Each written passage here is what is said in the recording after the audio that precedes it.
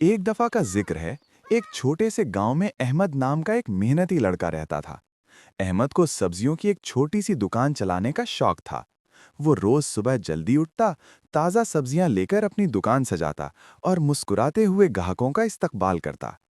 अहमद हमेशा साफ सुथरी और अच्छी सब्जियां बेचता था। वो कभी किसी को खराब या बासी सब्जी नहीं देता था। अगर किसी गरीब के पास पैसे ना होते तो अहमद उसे मुफ्त सब्जियां भी दे देता। उसकी ईमानदारी और नरमी की वजह से पूरे गांव के लोग उसकी दुकान पर आना पसंद करते थे। एक दिन गांव में एक नया दुकानदार आया जो सस्ती लेकिन खराब सब्जियां बेचता था। कुछ लोग उसके पास जाने लगे, लेकिन जल्द ही उन्हें मालूम हो गया कि उसकी सब्जियां अच्छी नहीं हैं।